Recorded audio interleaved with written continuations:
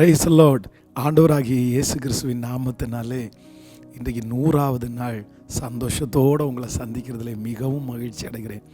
ஆண்டவருடைய பெரிய தயவு ஆரம்பித்த நாளிலிருந்து இந்த 100வது நாள் வரைக்கும் கர்த்தர் தயவாய் கொண்டு வந்திருக்கிறார். ஏசப்பா நம்மோட ரொம்ப பேசினார், நிறைய நமக்கு வெளிப்பாடுகளை தந்தார், நிறைய ஞானத்தை குறித்து ஆண்டவர் ஜெபிக்க வைத்தார். நிச்சயமாக இந்த 100 நாட்களும் கலந்து கொண்ட உங்களுக்கு பெரிய நன்மை காத்துட்ருக்குது. இந்த 100 நாட்களும் ஏசப்பா போட்டிருக்கிறது எல்லாமே விதை. அது இன்றைக்கி ஒரு சிலது முளைக்கும், வர்ற வாரத்தில் முளைக்கும், வர்ற மாதத்தில் முளைக்கும், வருஷத்தில் முளைக்கும். ஆனால் ஆண்டவர் போட்டிருக்கிற விதை எதுவும் வீணாக போகாது. அதனால் நான் நம்புகிறேன், ஆண்டவர் உங்களோட பேசின அத்தனை வார்த்தைகளையும் அப்படியே நிறைவேற்றுவார். நீங்கள் ரொம்ப நல்லா இருப்பீங்க, சந்தோஷமாக இருப்பீங்க. புதிய வருஷம் உங்களுக்கு ரொம்ப நல்ல வருஷமாக இருக்கணும்னு நான் உங்களுக்காக ரொம்ப ஜெபம் பண்ணிக்கிறேன். எல்லாரும் புது வருஷம் ஜெபத்தோட புது வருஷம் உள்ளே போகணும். தூங்கிட்டோ சர்ச்சுக்கு போகாமலோ அப்படியெல்லாம் இல்லாமல் முடிஞ்ச 90% எல்லாருமே ஏதோ ரொம்ப உடம்பு முடியலை, அவங்க லைவ் பார்க்கலாம். மற்றவங்க எல்லாரும் ஒரு ஆராதனையோடு புது வருஷத்துக்குள்ளே போகிறதற்கு ஆண்டவர் பலன் தருவார். நம்முடைய புது வருட ஆராதனை கிரவுண்டில் வச்சு நடக்குது. அதனால் முடிஞ்சவங்க எல்லாருமே கலந்து கொள்ளுங்கள். ஆண்டவருடைய பிள்ளைகளே, ஆண்டவர் நமக்கு கொடுத்துருக்கிற இடத்த எப்போவுமே ஆண்டவர் நமக்காகவே வச்சிருப்பார். அதை இன்னொருத்தருக்கு சீக்கிரமாக தூக்கி கொடுக்க மாட்டார். சவுல் கெட்டு போயிட்டான், சவுல் கீழ்ப்படியில். அதனால ஆண்டவர் தாவீதை அபிஷேகம் பண்ணினாலும் சவுலுக்கான 40 வருஷத்தில் சவுலை தான் ஆண்டவர் வச்சுருந்தார். திடீர்னு மாறிட்டான், திருந்திட்டான் அப்படின்னா கர்த்தர் அவனை கொண்டு செய்ய வேண்டியதை அப்படியே செய்வார். அதனால் இன்றைக்கு இந்த சத்தத்தை கேட்கிற நீங்கள் ஒருவேளை உங்களுடைய இடத்தை தவற விட்டுருக்கலாம். அந்த இடம் என்னை விட்டு போயிருச்சுன்னு நினைக்கலாம்.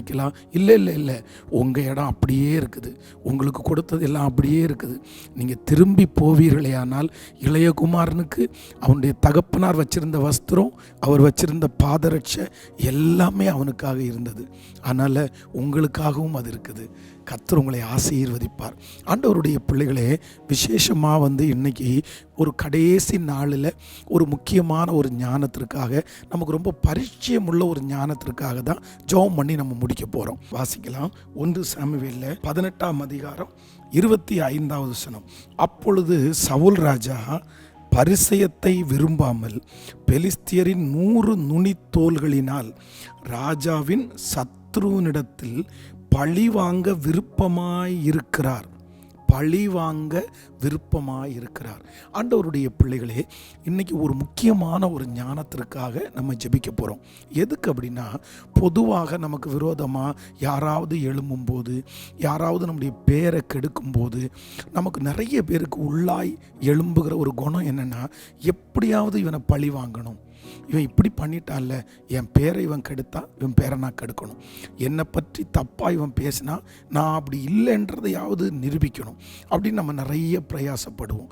இந்த சவுல் ராஜாவிடத்தில் இருந்த ஒரு பொல்லாத குணம் என்னென்னா, எப்படியாவது தாவீதை பழி வாங்கணும். அதுக்கு இந்த தாவீது ஒன்றும் பெருசாக எதுவும் தப்பு பண்ணலை.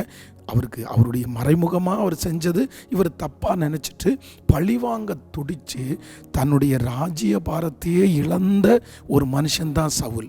அதனால் இன்றைக்கு இந்த சத்தத்தை கேட்குற நீங்கள் உங்களுக்கு துரோகமே பண்ணியிருக்கலாம், உங்களுக்கு ரொம்ப கஷ்டப்படுத்தி இருக்கலாம். ஆனால் ஒன்று மட்டும் செய்யாதீங்க, பழி வாங்கிறது உங்களுக்குரியது அல்ல.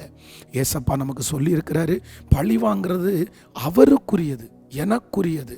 நானே உனக்கு பழி வாங்குவேன், நானே உனக்கு பதில் செய்வேன். நான் நம்புகிறேன், உங்களுக்கு விரோதமாக எழும்பினவரை கர்த்தர் பார்த்துக்குவார், உங்களுக்கு விரோதமாக பேசினவங்களை கர்த்தர் பார்த்துக்குவார். இது பேசுகிறதுக்கு ஈஸி, ஆனால் அந்த சூழ்நிலை வரும்போது தான் சிலருக்கு தோணும். யோசேப்பை குறித்து வேதம் ரொம்ப அழகாக சொல்லுது. தன்னுடைய சகோதரர்கள் அவ்வளோ விரோதமாக பண்ணாங்க, ஆனால் அவன் பழி வாங்கவே இல்லை. அதுவும் போத்திபாருடைய மனைவி அவங்கள தப்பான ஒரு பேடு, ஒரு நல்ல மனுஷனை, அதுவும் வேற எது சொன்னால் கூட சமாளிச்சுக்கலாம், இந்த மாதிரி கேரக்டர் வைஸில் தப்பாக சொல்லும்போது நிறைய பேருக்கு கஷ்டமாக இருக்கும். நீ வேற என்ன வேணாலும் பண்ணு, பட் என் கேரக்டர் நீ எப்படி அசிஸ்டன்ட் பண்ணுவ, நீ எப்படி சொல்லுவ அப்படின்னு நம்ம கேட்போம். அந்த மாதிரி சொன்னதுக்கு அப்புறம் கூட யோசேப்பு பழி வாங்கவே இல்லை. இன்றைக்கு யாரோ ஒருத்தரிடத்தில் ஆண்டவர் பேசுகிறாரு, வேண்டாம். அது நமக்குரியது அல்ல.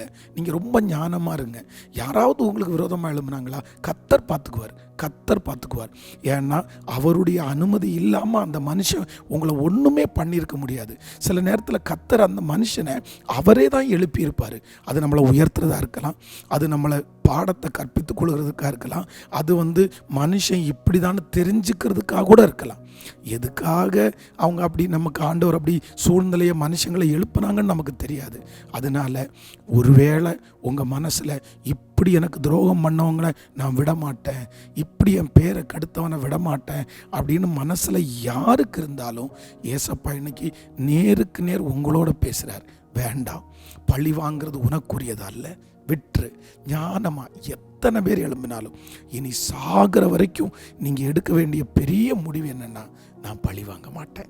ஸோ உங்களுக்காக நான் ஜெபிக்கிறேன், உங்கள் ஜெப குறிப்புக்காக ஜெபிக்கிறேன். ஆண்டவர் உங்களை கிருபையாய் நடத்துவார். தகப்பனே, இன்றைக்கு இந்த 100வது நாள் வரைக்கும் கொண்டு வந்ததற்காக நன்றி. உங்கள் பிள்ளைங்க யாரெல்லாம் ஜெப குறிப்போடு இருக்கிறார்களோ அத்தனை ஜெப குறிப்புகளுக்கும் கர்த்தர் பதில் தருவீராகப்பா. இந்த 100 நாட்களும் நீர் சொன்ன அத்தனை ஞானமும் எங்களுக்கு கிடைக்கட்டும் அப்பா. இன்றைக்கு பிறந்த நாளை காண்கிற, திருமண நாளை காண்கிற உம்முடைய பிள்ளைகளை ஆசீர்வதிக்கிற ஆண்டவரே, இன்றைக்கு மாலையில் 100 நாள் முடியுது. உங்கள் கிருபை கூடவே இருக்கட்டும்.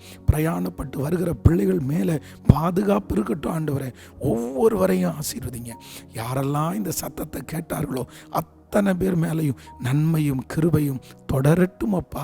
ஆண்டவரே, 5 வருஷம் தாண்டி 3 வருஷம் தாண்டி உங்கள் வருகை தாமதிக்கும்னா இந்த ஜெபத்தை கேட்டவங்க என்னை பார்க்கும்போது சாட்சி சொல்லணும். பாஸ்டர், ஆண்டவர் எங்களுக்கு பெரிய காரியம் செஞ்சார், இந்த 100 நாளில் எங்கள் சிறையிருப்பை மாற்றிட்டாருன்னு ஒருத்தர் இல்லைப்பா, அத்தனை பேரும் சாட்சி சொல்லுகிறதுக்கு ஒரு அற்புதம் செய்யுங்க.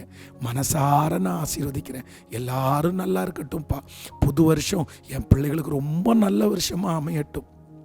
இதுவரையிலும் அவங்க பார்த்த அத்தனை துக்கமும் சந்தோஷமாக மாறட்டும்ப்பா. இந்த மாதிரி ஒரு இயர் அவ்வளோ நல்ல இயராக இருக்கட்டும். கிருபை தாங்கட்டும். இயேசுவின் மூலம் பிதாவே, ஆமேன். God bless you. ஆண்டவர் உங்களை ஆசீர்வதிப்பார். சாயந்தரம் மீட் பண்ணுவோம். தேங்க்யூ.